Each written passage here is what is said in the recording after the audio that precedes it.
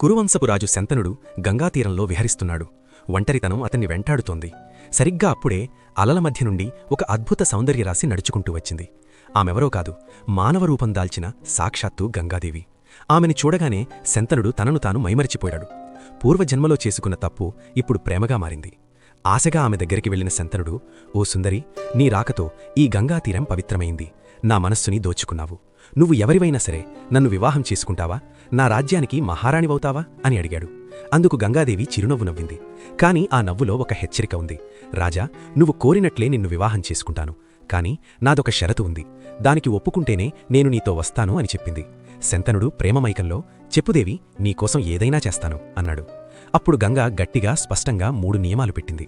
మొదటిది, నేను ఎవరిని, నా కులమేంటి, నా పేరేంటి అని ఎప్పుడూ అడగకూడదు. రెండవది, నేను ఏ పని చేసినా అది మంచిదా చెడ్డదా అని ప్రశ్నించకూడదు. మూడవది, నాకు ఎప్పుడూ ఎదురు చెప్పకూడదు. ఏ రోజైతే నువ్వు నన్ను ఎందుకు అని ప్రశ్నిస్తావో లేదా నా పనికి అడ్డుపడతావో ఆ క్షణమే నిన్ను వదిలి శాశ్వతంగా వెళ్ళిపోతాను. సమ్మతమేనా అని అడిగింది. కామంతో కళ్ళు మూసుకుపోయిన శంతనుడు రాబోయే ప్రమాదాన్ని ఊహించలేకపోయాడు. ఆమె పెట్టిన షరతు వెనక మృత్యువు దాగి ఉందని గమనించలేక, సమ్మతమే, నువ్వు ఏం చేసినా సరే నేనొక్క మాటా కూడా మాట్లాడను, ప్రమాణం చేస్తున్నాను అని మాటిచ్చాడు. హస్తినాపురంలో వైభవంగా వివాహం జరిగింది. శంతనుడు గంగతో ఆనందంగా గడుపుతున్నాడు. కాలం గడిచింది. గంగ గర్భం దాల్చింది. ఒకరోజు దాసి పరుగున వచ్చి, మహారాజా, శుభవార్త, మహారాణిగారు పండంటి మొగబిడ్డను ప్రసవించారు. కురువంశానికి వారసుడు వచ్చాడు అని చెప్పింది. శంతనుడు ఆనందంతో, నిజమా? నా వంశం నిలబడింది. నా కొడుకుని ఇప్పుడే చూడాలి అని ఆతృతగా గదిలోకి వెళ్లాడు. కాని అక్కడ గంగాదేవి మంచం మీద లేదు. ఆమె బిడ్డను ఎత్తుకుని ముఖంలో ఎలాంటి భావమూ లేకుండా వడివడిగా నదివైపు నడుచుకుంటూ వెళ్తోంది. శంతనుడు వెనకే వెళుతూ, దేవి, ఎక్కడికి వెళ్తున్నావు? బిడ్డను చలిగాలిలోకి ఎందుకు తీసుకెళ్తున్నావు అని అడిగాడు. గంగాదేవి జవాబు చెప్పదు. మౌనంగా నడుస్తూనే ఉండి గంగానది ఉద్ధృత ప్రవాహం దగ్గరకు చేరుకుంది. నది ఒడ్డున ఆగిన గంగాదేవి చేతిలో ఉన్న పసికందును ఒక్కసారి చూసింది. హఠాత్తుగా ఆ బిడ్డను 2 చేతులతో పైకెత్తి ఏమాత్రం సంకోచం లేకుండా నది ప్రవాహంలోకి విసిరేసింది. నీళ్లల్లో ఏదో పడిన భయంకరమైన శబ్దం వచ్చింది. శంతనుడి గుండె ఆగిపోయినంత పనయింది. గట్టిగా అరవబోయాడు. కాని అంతలోనే గంగాదేవి వెనక్కి తిరిగి అతన్ని తీక్షణంగా చూసింది. ఆ చూపులో మళ్లీ అదే హెచ్చరిక.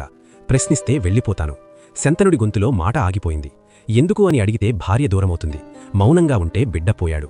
కామమోహంలో ఉన్న శంతనుడు భార్యమీద ఉన్న ప్రేమతో ఆ ఘోరమైన దృశ్యాన్ని చూస్తూ మౌనంగా రోదించాడు.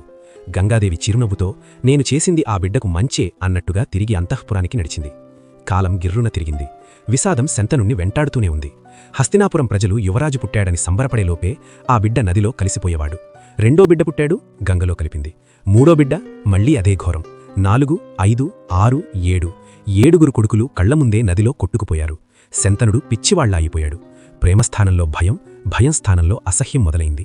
తన గదిలో ఒంటరిగా కూర్చుని, నేను రాజునా లేక పిరికివాడినా? నా కళ్లముందే నా రక్తం ఏడులరి పారుతుంటే ఆ స్త్రీ మోజులో పడి చేతులు కట్టుకుని కూర్చున్నాను. ఛీ, నా బతుకుమీదే నాకు అసహ్యం వేస్తోంది. వచ్చేసారి నేను ఊరుకోను. భార్య పోతే పూని, బిడ్డనైనా దక్కించుకుంటాను అని నిర్ణయించుకున్నాడు. మళ్లీ ప్రసవ సమయం వచ్చింది. 8వ మగబిడ్డ పుట్టాడు. ఈ బిడ్డ మిగతావారిలా లేడు. పుడుతూనే సూర్యుడిలా వెలిగిపోతున్నాడు. గంగాదేవి ఆ బిడ్డను ఎత్తుకుని ఎప్పటిలాగే నదివైపు నడిచింది. ఈసారి శంతనుడు పరుగున వెళ్లాడు. గంగాదేవి బిడ్డను నీళ్లల్లో వెయ్యడానికి చేతులు పైకెత్తగానే వెనక నుండి శంతనుడు గంగాదేవి చేతిని గట్టిగా పట్టుకుని, ఆగు గంగా అని గర్జించాడు.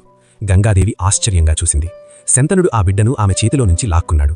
ఆవేశంతో శంతనుడు, ఏం చేస్తున్నావు నువ్వు? అసలు నువ్వు మనిషివా లేక పిల్లలను చంపే రాక్షసివా?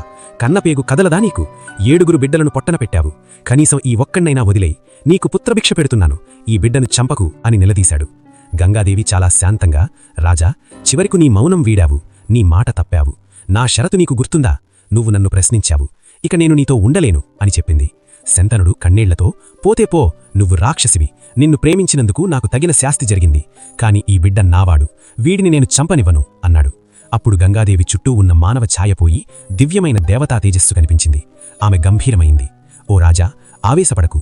నేను సామాన్య స్త్రీని కాదు. నేను జాహ్నవిని, పవిత్రమైన గంగానదిని. నేను ఎవరిని అకారణంగా చంపలేదు. నేను చంపిన ఆ 7 పసిబిడ్డలు కారు. వారు అష్టవసువులు, గొప్ప దేవతలు. వశిష్ఠ మహర్షి శాపం వల్ల వారు మానవ జన్మ ఎత్తాల్సి వచ్చింది.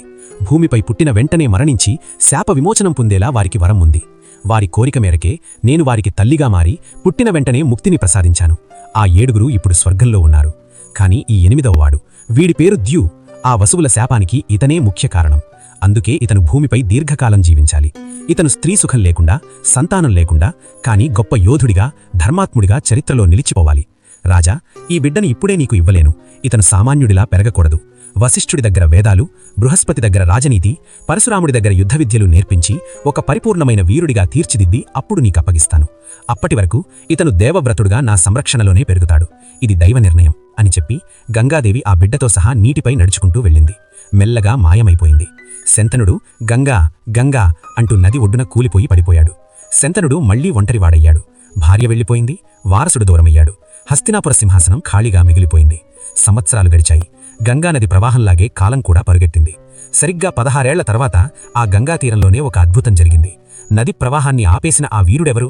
గంగ చెప్పినట్టు ఆ 8వ వాడు ఎలా తిరిగి వచ్చాడు? ఆ వివరాలు తరువాతి ఎపిసోడ్లో చూద్దాం. ఈ వీడియో మీకు నచ్చితే లైక్ చేయండి మరియు షేర్ చేయండి. ఇలాంటి మహాభారతం కథలు మరింత వినాలంటే మన ఛానల్ను సబ్స్క్రైబ్ చేయండి. తర్వాతి ఎపిసోడ్తో మళ్ళీ కలుద్దాం.